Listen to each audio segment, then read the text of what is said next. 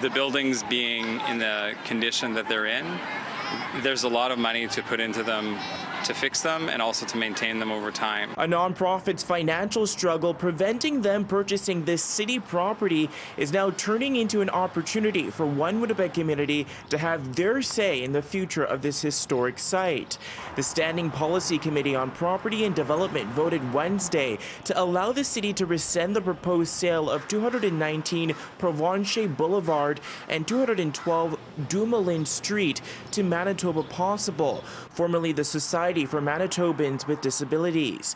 Manitoba Possible notified the city back in March that it could not move forward with the purchase as the nonprofit is still coping from the financial impact of COVID-19. It's over to our real estate folks now, but definitely it's been a topic of conversation for many years, and I'd like to see something move here. In a statement to City News, Manitoba Possible CEO Dana Erickson says, quote, "Since the project was submitted to the city in 2021, construction costs have risen dramatically and interest rates have also seen significant increases.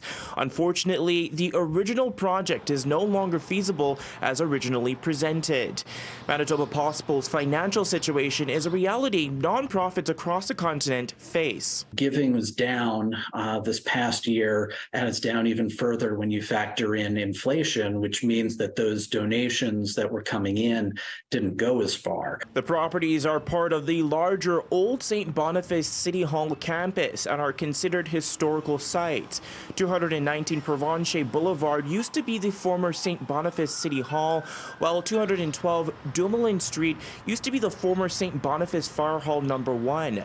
Area Councillor Matt Allard says Manitoba Possible not buying the properties allows residents of St. Boniface to ensure the next owner of the two historical buildings will cater to the community's needs. There isn't even an RFP or request for proposals. There's first a consultation, and so we'll have information to start with even before we go to the private sector or other organizations regarding what we'd like to see for the site. The city's request for proposal process will consider different models, with the city considering selling or leasing the properties at market rate, selling or leasing them at below market rate to a nonprofit, or a combination of leasing the properties at and below market rate.